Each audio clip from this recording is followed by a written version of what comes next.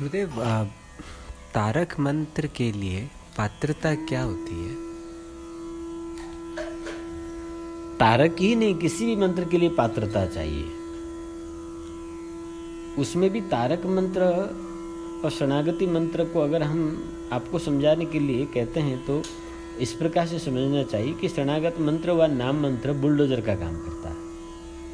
हाँ, तारक मंत्र एक आपको जो है सबसे महंगी कार के भांति है। सबसे महंगी, चाहे तो BMW हो, चाहे मर्सिडीज कोई हो, हाँ प्राडो हो, सबसे महंगी से महंगे जो कार हो, जितना महंगा होगा उसको दौड़ने के लिए उतनी सुंदर चिकना रोड चाहिए। तो नाम महाराज व शरणागति मंत्र क्या करता है कि आगे तारक मंत्र राज के लिए रास्ता बनाता है, सुंदर राजमार्ग का निर्माण करता है। अर्थात मंत्र तारक मंत्र राज से पूर्व नाम मंत्र राज और शरणागति मंत्र राज को जप श्रेष्ठ माना गया, क्योंकि हम शुरुआत में इस नियम का जानकार नहीं होते हैं, उल्टे पाल्टे कुछ भी करते रहते हैं। इसीलिए उसमें शरणागति मंत्र और नाम मंत्र को जप के लिए कोई नियम नास्ती, कोई भी नियम नहीं है उसमें। जैसे भी बस जपो जपो जपो। इसीलिए गोस्वामी जी कहते हैं राम जपो राम जपो राम जपो बावरे, घोर भव नीर निधि नाम निज नाम रे। नाम जपो नाम जपो नाम जपो बावरे, राम जपो राम जपो राम जपो बावरे। अरे भाई, काहे को चक्कर में पड़ते हो दुनिया? तुम केवल नाम जपो, बस राम नाम जपो। यदि भवसागर से तरना चाहते हो तो घोर भवसागर से तरना है तो एक नाम ही सहारा है, वही एक स्वयं अपना रिजर्व किया हुआ नौका है, उसी से पार उतरोगे। इसलिए कहते हैं राम जपो राम जपो राम जपो बावरे, घोर भव नीर निधि नाम निज नावरे। नाम अपना नौका है, जहाज है, हाँ? इस घोर भवसागर से पार उतरने के लिए तो नाम महाराज के साथ साथ अब तब मंत्र में तारक मंत्र चलता है। इसके लिए पात्रता क्या है? पात्रता हम लोग कभी हो ही नहीं सकते हैं। मंत्र भगवत भक्ति उपासना के लिए इतनी पात्रता बताई गई है, उसके हम एक अंश भी पालन नहीं कर सकते हैं। सबसे पहले यम नियम बताया गया है। यम में 5 अनुशासन, नियम में 5 अनुशासन, 10 अनुशासन होता है। हाँ, उसमें सबसे पहला आता है अहिंसा। 80 प्रकार के हिंसा की भेद है। हाँ? हम हिंसा रात दिन करते रहते हैं। किसी को धड़ से अलग कर देना हिंसा नहीं है, वो स्थूल हिंसा में आता है। सूक्ष्म हिंसा हम लोग करते रहते हैं। अरे गोपिनियाँ तो कहती है श्री कृष्ण जी से, अरे कृष्ण काले, तुम क्या समझते हो? धारदार हथियार से किसी को धड़ से अलग करने को तुम हिंसा मानते हो? नयनम किम बद, नजरों से मारने का मारना नहीं है। तुमने हमें अपने नयनों से घायल किया है, इसीलिए तुम ब्यादा हो। बड़ी कटाक्ष से करते हुए कहती है।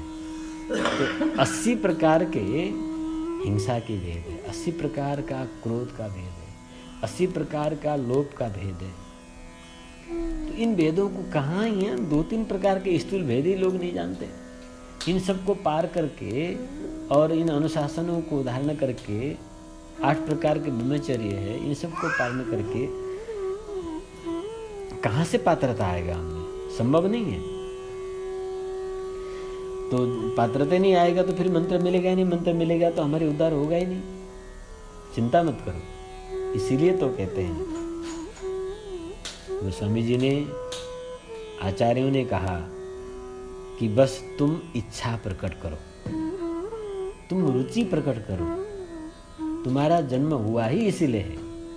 यही तन कर फल विषय न भाई, स्वर्गौ स्वल्प अंत दुखदाई।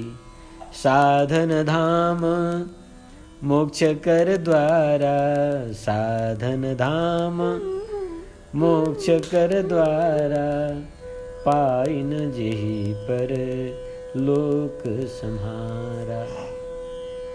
बड़े भाग मानुष तन पावा, सुर दुर्लभ सब ग्रंथ ही गावा। बड़े भाग्य से ये मनुष्य शरीर मिलता है। क्यों मिलता है? भवसागर से पार जाने के लिए। नर तनु भव सागर कहूँ बेड़ो, ये भवसागर को बंद करने की बेड़ो है मनुष्य शरीर। तो मनुष्य शरीर पाकर जो मोक्ष के द्वार न खोले, सो निंदक मंदमती आत्मा हन गति जाई। वो निंदक है, मंदमती है, वो आत्महत्यारा है। परत्र दुख पावई सिर धुनी धुनी पछुताई। लास्ट में दुख पाता और सिर छाती पीट पीट के रे दैव काल ही कर्म ही ईश्वर ही मिथ्या दोष लगाई। हे ईश्वर, मैंने तेरा क्या बिगाड़ दिया, ये कैसा समय आ गया रे, अरे मेरे फूटी खप्पर, ये सब चीखने चिल्लाने लग जाता है। इस प्रकार से हम जन्म से ही अधिकारी हैं। बस तुमने अपने गुरु और इष्ट में समर्पण की भावना होनी चाहिए, यही आपका पात्रता है।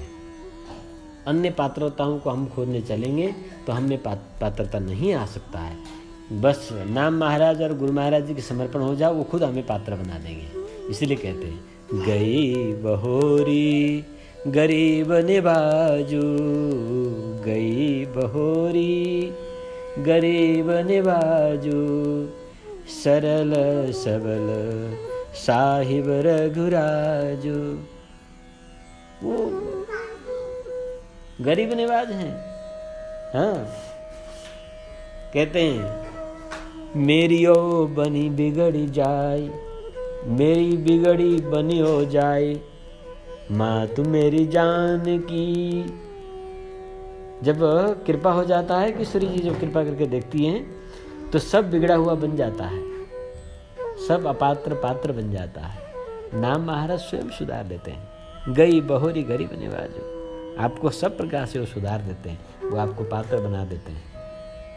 इसलिए तो हम पात्र बिना देखे ही हर एक को नाम जप और साधना का प्रेरणा देते हैं, हर एक को शक्तिपात करते हैं।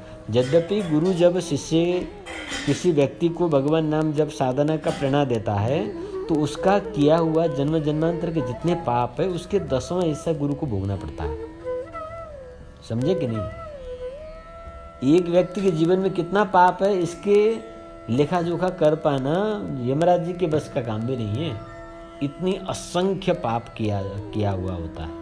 जब गुरु दीक्षा देते हैं तो भगवान से वो कहते हैं कि प्रभु, इसने जितना पाप किया है आज तक आप माफ कर दो, और आज के बाद जो भी करेगा मैं इसकी पाप को मैं गारंटी लेता हूँ, मैं जमानत बैठता हूँ, मैं भोगूंगा, आप इसे मुक्त कर दो। गुरु इस प्रकार से संकल्प करते हैं, तब दीक्षा देते हैं। तो पूर्व कृतम पापम, पहले किया हुआ जो पाप है वो 10वां हिस्सा गुरु के सिर पर आ जाता है, और बाद में दीक्षा के बाद जो पाप करता है सारा का सारा गुरु को भोगना पड़ता है।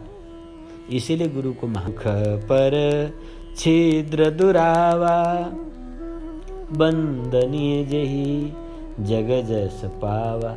खुद कष्ट सहन करके भी दूसरों को दुख को वो दूर कर देते हैं, इसीलिए वो बंदनीय हैं, जगत में पूजनीय हैं, इसीलिए वो भगवान जी से भी श्रेष्ठ हैं। भगवान तो कण कण में व्यक्त हैं, भगवान तो उर प्रेरक हैं, भगवान तो सब चारों ओर है, पर किस भगवान ने कब किसको आके कहा है मेरे नाम जप करो मैं तुझे उद्धार करूंगा? वो तो गुरु ही कहते हैं, वही उसको हाथ पकड़ के ले जाते हैं, भगवान से जोड़ देते हैं। अच्छा, वही गुरु है जो आपको भगवान से जोड़े।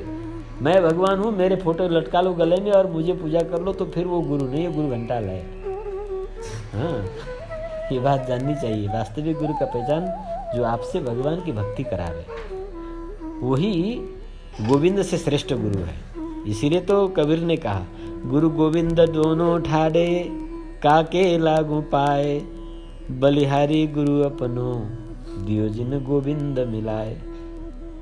तो ये बात है। और दूसरी